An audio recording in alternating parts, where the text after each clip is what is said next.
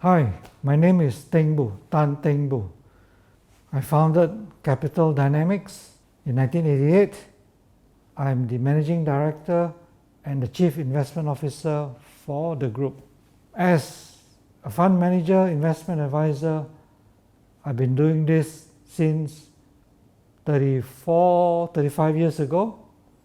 As an investor in the stock market, I call myself a student of the stock market because the stock market is a place where you have to be humble enough to admit that you're going to be forever a student. Those decades that I've dealt with the Malaysian stock market, the Malaysian economy, we have seen a lot of ups and downs. In 1974, which was at the end of a severe global recession, to the middle of 1981, the KL stock market experienced its longest ever bull market of about 6 to 7 years. And when I say a bull market, it's really one because in that 6 to 7 years, there was hardly any correction, there was no interruption at all. So it's like it went on and on and on and on.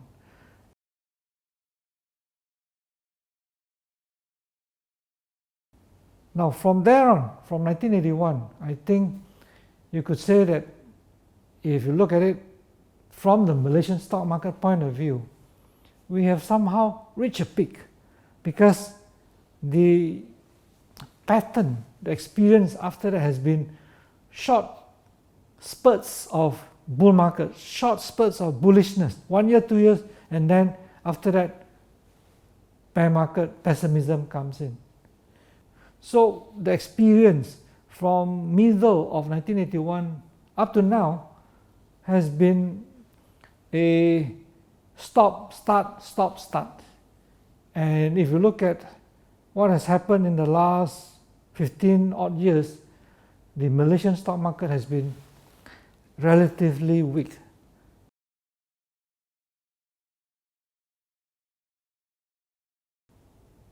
For the first time, I have this sense that things could be changing for the better. Don't get me wrong. Now this is October 2023. Globally, you have a lot of uncertainties.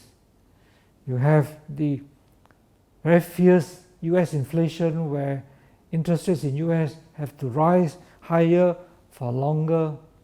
You have a US government shutdown another time. You have the Ukrainian crisis.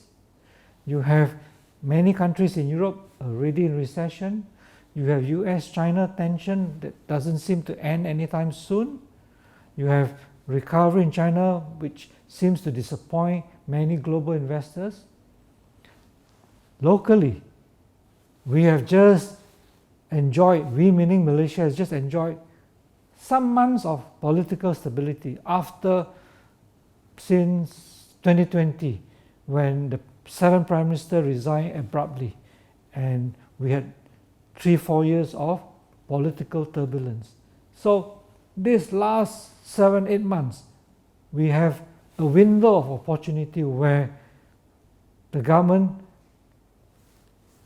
assuming that the government is able to get its act together, would be able to come up with something substantive, positive, that can take this great country forward, that can propel us to much greater heights. So I guess when you look at 2024, the uncertainties are going to be there. In fact, it's quite likely that US could be in recession by next year. Right? What happens to Malaysia, which is an exporting country? We are always a very open economy, relying a lot on exports to other countries. I guess for the first time in many years, I'm definitely less pessimistic. I would say I have a sense of optimism that things are going to be better for Malaysia, that the tailwind in the coming years for Malaysia would be the positive type of tailwind instead of facing a lot of headwinds. What do I mean? Say the tension between US and China, right? That tension is not going to go away anytime soon. That US-China tension is going to be there for many years to come. It opens up an opportunity for Malaysia, especially under the current government. We, meaning Malaysia, under the current government, is able to establish very quickly and strengthen the close relationship between Malaysia and China. And having said that, our Prime Minister has also gone to New York, gone to America to talk to American investors.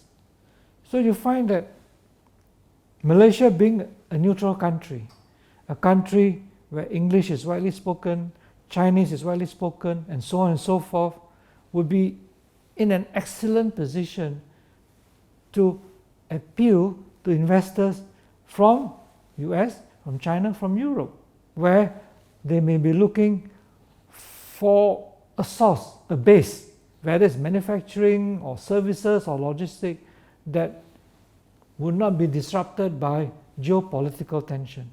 So that is a very simple example of how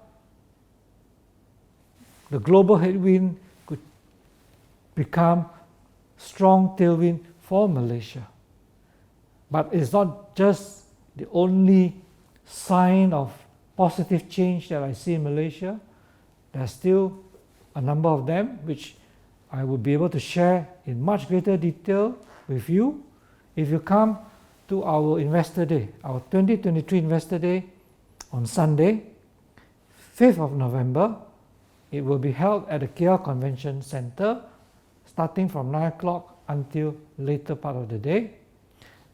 Many talks, many events of different contents, but at the end of it, I'm very sure, I'm very convinced that you walk away from our Investor Day a lot more enlightened, a lot more surer as to what you should do for your investments, for your career, for your business in the coming future.